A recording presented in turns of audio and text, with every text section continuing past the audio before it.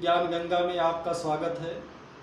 आज का topic class 11 AKTU और जी मेंस NDA इत्यादि परीक्षाओं में शामिल हो रहे बच्चों के लिए बहुत महत्वपूर्ण चैप्टर है। चाहे बच्चे हिंदी मीडियम के हों चाहे इंग्लिश मीडियम के हों, लैंग्वेज इस प्रकार रखी जाएगी कि दोनों टाइप के बच्चों को कोई असुविधा न हो, सबके लिए यह वीडियो हेल्पफुल हो। तो आइए हम देखते हैं यह इम्पॉर्टेंट चैप्टर जिसका नाम है समुच्चय सिद्धांत। अपने डेली लाइफ में समुच्चय शब्द का प्रयोग हम करते रहते हैं। इसको हम इंग्लिश में सेट कहते हैं और हमारे जनरल लाइफ में सेट शब्द अक्सर प्रयोग में आता रहता है। जैसे हम बात करते हैं डिनर सेट की, हम बात करते हैं टी सेट की। इन सभी एग्जाम्पल्स में जो सेट शब्द आ रहा है आज हम उसी की बात करते हैं। तो सेट क्या है, सेट क्या है इसके बारे में चलो बात करते हैं। वास्तव में सेट वस्तुओं का सुपरिभाषित संग्रह है। Well defined collection of object is known as set. यहाँ सुपरिभाषित शब्द आपके लिए नया हो सकता है, लेकिन सुपरिभाषित का मतलब होता है वस्तुओं में विद्यमान ऐसा गुण जिसके आधार पर आसानी से हम कह सकें कि यह दी गई वस्तु उस समुच्चय में है अथवा नहीं।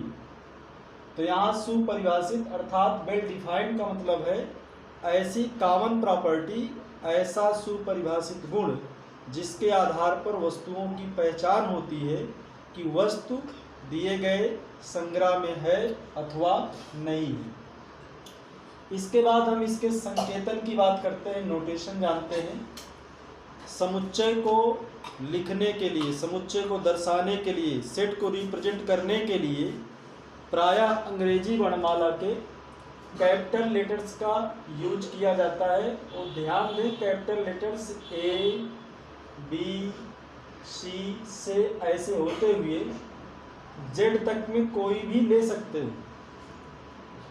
A, B, C dot dot ऐसे Z तक में से पूरे 26 लेटर्स में से कोई भी लेटर्स हम समुच्चय के निरूपण में प्रयोग करते हैं। सेट रिप्रेजेंटेशन में, सेट के नोटेशन में A, B, C ऐसे अंग्रेजी वर्णमाला के बड़े अक्षरों का प्रयोग किया जाता है। इसके बाद दूसरी चीज़ है एलिमेंट, समुच्चयों के अवयव। कोई भी समुच्चय या कोई भी सेट जिनसे बनता है उनको समुच्चय के अवयव कहते हैं, उन्हीं को सेट का एलिमेंट कहते हैं। अभी आगे मैं एग्जाम्पल में आपको बताता हूँ। जैसे यहाँ कोई सेट ले लिया गया, set A is equal to small x comma m comma n।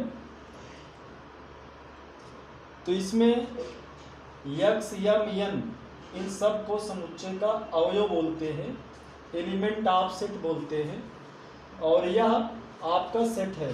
पढ़ते इसको ऐसे हैं, set A is equal to in curly bracket x comma m comma n। किसी भी सेट को लिखने के लिए हमेशा ये सारी चीज़ें यूज होती हैं। आप समझ लीजिए कि समुच्चय को लिखने के लिए यह एक प्रकार का सिस्टम है और इसी सिस्टम को हम हर एक समुच्चय के लिखने में फॉलो करते हैं।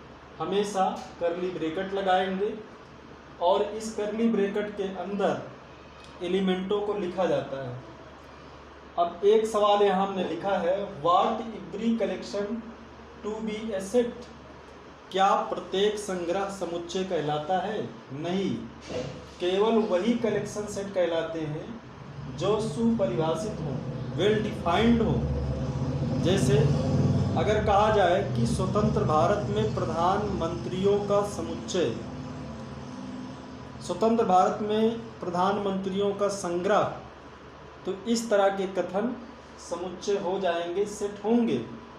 लेकिन कहा जाए कि अपने स्वतंत्र भारत में अच्छे प्रधानमंत्रियों का संग्रह, तो यहाँ यह सेंटेंस कोई सेट नहीं बन पा रहा है, क्योंकि जो अच्छा शब्द हम प्रयोग कर रहे हैं वह सुपरिभाषित नहीं है। किसी के निगाह में कोई प्रधानमंत्री अच्छा हो सकता है और किसी के निगाह में कोई प्रधानमंत्री अच्छा नहीं हो सकता है। तो जो भी गुण यहाँ प्रयोग में लाया जाना चाहिए वह वेल डिफाइंड हो, सुपरिभाषित हो। अगर सुपरिभाषित नहीं है तो उस समूह को, उस संग्रह को समुच्चय नहीं कहा जाएगा, और सुपरिभाषित है तो वह संग्रह समुच्चय कहलाएगा। एक एग्जाम्पल और हम लेते हैं। कहा जाए भारत के अब तक के क्रिकेट कप्तानों का समुच्चय, तो यह तो आपका सेट बन गया। लेकिन कहा जाए सर्वश्रेष्ठ क्रिकेट कप्तानों का समुच्चय, तो यह संग्रह समुच्चय नहीं है, क्योंकि कौन सा सर्वश्रेष्ठ है कौन नहीं है ये कह पाना सर्वथा एक समान नहीं होगा, सबके निगाह में अलग अलग होगा। दूसरा एग्जाम्पल लेते हैं यहाँ नीचे, लेकिन इसके पहले आपको मैं बताना चाहता हूँ कि किसी सेट को लिखने के लिए मुख्य रूप से दो प्रकार की विधियों का प्रयोग करते हैं। एक विधि है रोस्टर मेथड या लिस्टिंग मेथड, इसी को सूची विधि कहते हैं, और दूसरी है प्रॉपर्टी मेथड, गुण विधि। प्रॉपर्टी मेथड या गुण विधि, तो दोनों विधियों में क्या अंतर है आइए समझें। रोस्टर मेथड या लिस्टिंग मेथड में, जिसको हिंदी में सूची विधि या तालिका विधि कहते हैं, सभी एलिमेंट को एक कर्ली ब्रैकेट के अंदर लिख दिया जाता है। ध्यान दें एक बार फिर से, रोस्टर मेथड या लिस्टिंग मेथड में, जिसको हिंदी में सूची विधि या तालिका विधि कह रहे हैं, सभी एलिमेंट को कर्ली ब्रैकेट के अंदर लिख दिया जाता है। जैसे यहाँ लिखा गया है AEIOU, अंग्रेजी वर्णमाला के स्वरों का समुच्चय। तो यह लिखने का तरीका सूची विधि है, क्योंकि इसमें सारे एलिमेंट को हमने सूचीबद्ध किया है, टेबल बना दिया है, इसीलिए इसको कहें तो लिस्ट बना दिया है, इसीलिए इसका नाम लिस्टिंग मेथड है। और दूसरा लिखने का तरीका होता है जिसमें सारे एलिमेंट ना लिखकर केवल उनकी उस विशेषता को लिखा जाए जो सभी एलिमेंटों में पाई जाती है।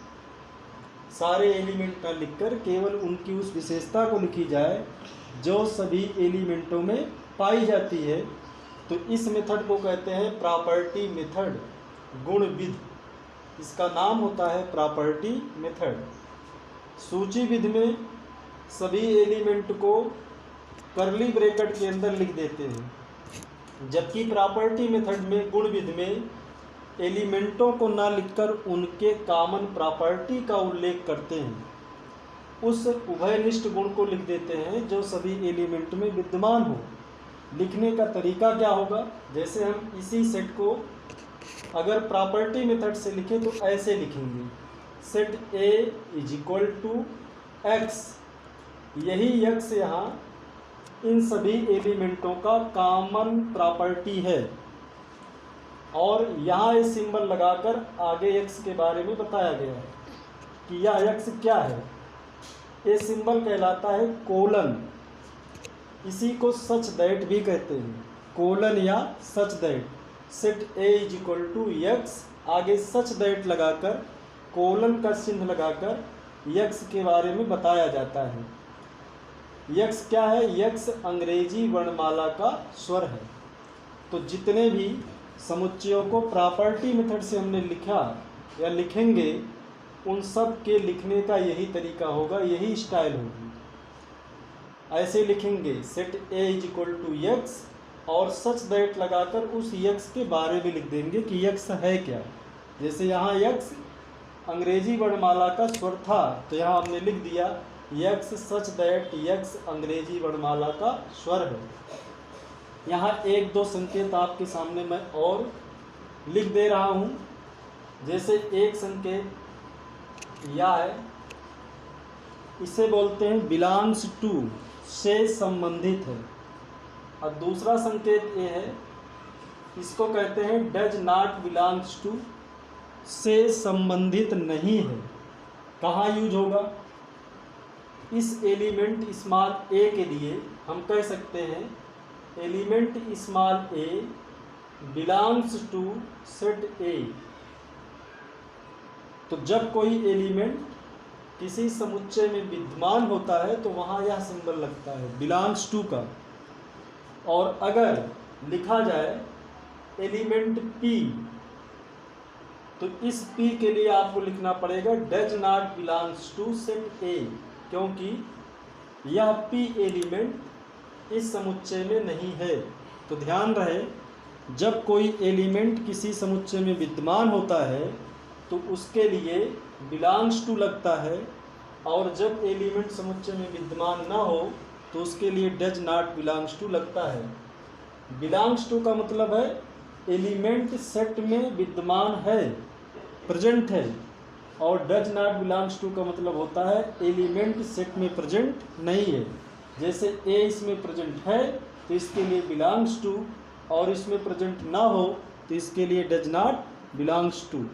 अच्छे से आप समझिए। सेट ऑफ नंबर्स, संख्याओं के समुच्चय। अभी तक आप जिन संख्याओं का यूज करते आ रहे हैं, जिन संख्याओं का प्रयोग करते रहे हैं, उनको हम समुच्चय के रूप में किस प्रकार दर्शाएंगे, इसकी बात हम आपसे करना चाहते हैं। तो इसमें सबसे पहले n लिखा है, n is equal to 1 2 3 dot dot so on. यहाँ इस n को देखकर और इसके एलिमेंट को देखकर आप पहचान गए होंगे क्या है। यह n प्राकृतिक संख्याओं का समुच्चय है। समुच्चय में जहाँ भी कैपिटल N लिखा मिलेगा आप तुरंत समझ जाएंगे कि ये प्राकृतिक संख्याओं की बात हो रही है, जिसके एलिमेंट 1 2 3 4 5 डॉट डॉट इसी तरह के होंगे। प्राकृतिक संख्याओं के बारे में आप बहुत अच्छी तरह से क्लास 9th 10th में पढ़कर आए हैं। कोई भी प्राकृतिक संख्या सबसे बड़ी नहीं है, और सबसे छोटी प्राकृतिक संख्या 1 है। जब 1 में 1 ऐड कर देंगे तो आगे की प्राकृतिक संख्या मिल जाएगी, और ऐसे ही किसी भी नेचुरल नंबर में 1 ऐड करने पर उसके आने वाली आगे की नेचुरल नंबर मिलती चली जाती है। संख्याओं का दूसरा समुच्चय W है। इसके एलिमेंट हैं 0 1 2 3 डॉट डॉट सो ऑन। इसे कहते हैं सेट ऑफ होल नंबर, पूर्ण संख्याओं का समुच्चय, सेट ऑफ होल नंबर। इन दोनों समुच्चय में देखेंगे तो थोड़ा सा फर्क है, बहुत थोड़ा सा डिफरेंस है। इसकी स्टार्टिंग 0 से हो रही है और इसकी स्टार्टिंग 1 से। तो होल नंबर की स्टार्टिंग 0 से होती है और नेचुरल नंबर की स्टार्टिंग 1 से होती है। इसी में थर्ड सेट है जिसको i is equal to 0 comma +-1 +-2 dot dot ऐसे लिखा गया है, और इसको z के इक्वल भी लिखा गया है। तो इस संख्याओं के समुच्चय को कहा जाता है सेट ऑफ इंटीजर, पूर्णांकों का समुच्चय। पूर्णांकों में धन पूर्णांक, ऋण पूर्णांक, पॉजिटिव इंटीजर, नेगेटिव इंटीजर और 0, ये सभी एक साथ होते हैं। अगला सेट लिखा है q is equal to x such that x is equal to p upon q, where p and q both are z, दोनों z के एलिमेंट हैं। यहाँ आप z के बारे में इसके पहले तुरंत पढ़े हैं। z का मतलब है पूर्णांकों का समुच्चय। तो जिस p और q को यहाँ लिखा गया है, दोनों p और q पूर्णांक हैं, और p अपान q के टाइप की जितनी भी संख्याएं होंगी उन सभी संख्याओं को कहा जाता है सेट ऑफ रेशनल नंबर, परिमेय संख्याओं का समुच्चय। इसके भी बारे में आप जानते हैं, अच्छे से पढ़ चुके हैं 10th क्लास तक में। अगला सेट है t, जिसे हम कहते हैं instead of all element of q। जो संख्याएं परिमेय नहीं होती उन सभी संख्याओं को अपरिमेय की श्रेणी में रखा जाता है, इरेशनल कहा जाता है। तो पूरे z से अगर हम देखें तो जब q को हटा देंगे तो उसके बाद जितने एलिमेंट बचेंगे उनसे सेट t बन जाएगा। इसे कहा जाएगा अपरिमेय संख्याओं का समुच्चय। संख्याओं का सबसे बड़ा समुच्चय r है, जिसमें सभी टी और क्यू के एलिमेंट एक साथ मिलाकर लिखे जाते हैं। आप देख रहे हैं कि क्यू में सभी जेड के एलिमेंट आ जाते हैं और जेड के अंदर देखा जाए तो एन और डब्ल्यू के एलिमेंट आ जाते हैं, और आर के अंदर देखा जाए तो क्यू और टी के एलिमेंट आ जाते हैं। इस तरह अगर इन सबको मिला दिया जाए एक साथ तो वह बन जाता है वास्तविक संख्याओं का समुच्चय, सेट ऑफ रियल नंबर। इसको हम आर से दर्शाते हैं। वास्तविक संख्याएं धनात्मक भी हो सकती हैं, ऋणात्मक भी हो सकती हैं। धनात्मक वास्तविक संख्याओं को आर प्लस से निरूपित करेंगे, ऋणात्मक को आर माइनस से। इसके बाद next set C is equal to लिखा है x such that x is equal to a plus iota b. जो संख्याएं इस टाइप की हों, a plus iota b type की, इन संख्याओं को कॉम्प्लेक्स नंबर कहते हैं, समृद्ध संख्याएं कहते हैं। सभी स्टूडेंट ध्यान से समझ लें, यहाँ ए और बी दोनों रियल हैं, वास्तविक हैं, और आयोटा स्क्वायर की वैल्यू -1 होती है। दैट इज अंडर रूट -1 को ही आयोटा कहा जाता है। अंडर रूट को स्क्वायर रूट भी बोलते हो, तो square root -1 is equal to iota. यहाँ जिस आयोटा का यूज किया गया है वह स्क्वायर रूट -1 है। इसी स्क्वायर रूट -1 से ही ये संख्याएं कॉम्प्लेक्स बन जाती हैं। इसका जो पहला वाला पार्ट है इसे रियल पार्ट कहते हैं, और इस दूसरे वाले भाग को इमेजिनरी पार्ट कहते हैं। पहले भाग को वास्तविक और दूसरे भाग को काल्पनिक। आओ इसके बाद देखा जाए कुछ समुच्चय के प्रकार। समुच्चय के प्रमुख प्रकार मेन पार्ट ऑफ सेट इस तरह से हैं। सबसे पहला है रिक्त समुच्चय, जिसको हमने कहा है नल सेट। नाम से ही स्पष्ट है, नाम से क्लियर हो रहा है। ऐसा सेट जिसमें एक भी एलिमेंट न हो। ऐसा सेट जिसमें एक भी एलिमेंट ना हो। जैसे मैं यहाँ लिख रहा हूँ set P is equal to x such that x square plus 1 is equal to 0। जरा आप सोच के देखिए, क्या इस समीकरण का हल आप बना सकते हैं जबकि x बिलोंग टू n। अगर x कोई नेचुरल नंबर है, प्राकृतिक संख्या है, तो क्या किसी प्राकृतिक संख्या के वर्ग में 1 जोड़ने पर 0 आएगा? नहीं आएगा। इसलिए हम कहेंगे इस समुच्चय में एक भी एलिमेंट नहीं है। और जिस समुच्चय में एक भी एलिमेंट नहीं होते हैं उसका नाम होता है रिक्त समुच्चय, अर्थात नल सेट। इसी को वाइड सेट भी कहते हैं, इसी का नाम इम्पटी सेट भी है। और संकेत में इसको हम इस तरह से दर्शाते हैं, यह इसका नोटेशन है और इसे पढ़ते हैं फाई। इस नोटेशन को पढ़ते हैं फाई। जहाँ ये लिखा मिलेगा तुरंत आप समझ जाएंगे यह रिक्त समुच्चय है, नल सेट है। लेकिन ये भी समझ जाइए कि जब कभी इसी फाई को हम कर्ली ब्रैकेट के अंदर लिख देते हैं तो अब यह फाई रिक्त समुच्चय नहीं बल्कि यह ऐसा समुच्चय बन गया जिसके अंदर एक एलिमेंट है। और जिस समुच्चय के अंदर एक एलिमेंट हो उसका नाम होता है एकल समुच्चय, सिंगलेटन सेट। जिस समुच्चय में एक एलिमेंट हो उसका नाम होता है एकल समुच्चय, सिंगलेटन सेट। आगे फाइनाइट समुच्चय लिखा है, फाइनाइट सेट, परिमित समुच्चय। नाम से बहुत स्पष्ट है, परिमित अर्थात जिसको आप गिन सको। अगर काउंट कर सकते हो, जिसके एलिमेंट को काउंट कर सकते हो तो समझ जाइए वह फाइनाइट सेट है। जैसे अगर हम लिखें set A is equal to 1 2 3, तो यह आपका फाइनाइट सेट है क्योंकि इसके एलिमेंट को देखकर आप आराम से काउंट कर सकते हो। लेकिन लिखा जाए सेट n, तो यह अपरिमित समुच्चय होगा। इसलिए अपरिमित है कि प्राकृतिक संख्याओं में कितने अवयव आएंगे, प्राकृतिक संख्याओं के इस समुच्चय में कितने एलिमेंट होंगे, यह बता पाना संभव नहीं है। इसलिए इस समुच्चय को हम कहते हैं अपरिमित समुच्चय, इनफाइनाइट सेट।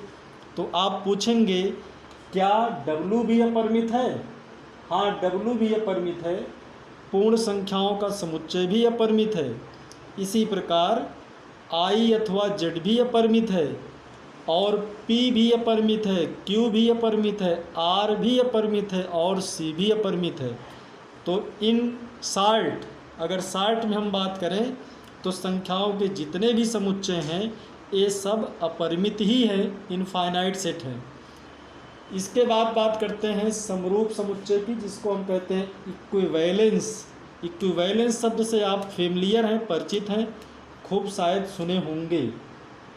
यहाँ दो सेट लिखा जा रहा है, set C is equal to 2, 3, 4, और इसी के बगल में लिख रहा हूँ सेट D, जिसके एलिमेंट हैं X, Y, Z। इन दोनों सेट को देखकर बताइए तो पहले सेट में कितने एलिमेंट हैं?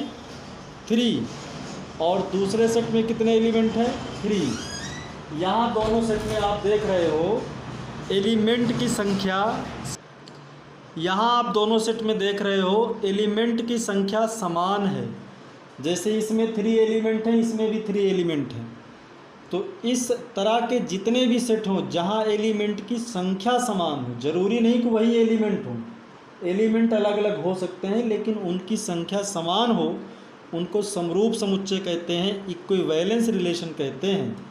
किसी सेट में जितने एलिमेंट हों उसे उस समुच्चय की कार्डिनल नंबर बोलते हैं, गणन संख्या। और संकेत में इसको ऐसे लिखते हैं, जैसे अगर हम लिखें C के पहले n लिख दें, C के पहले n लिख दिया गया तो इसे कहा जाता है number of element in set C, समुच्चय C में अवयवों की संख्या, या बोला जाए cardinal number of set C, समुच्चय C की गणन संख्या।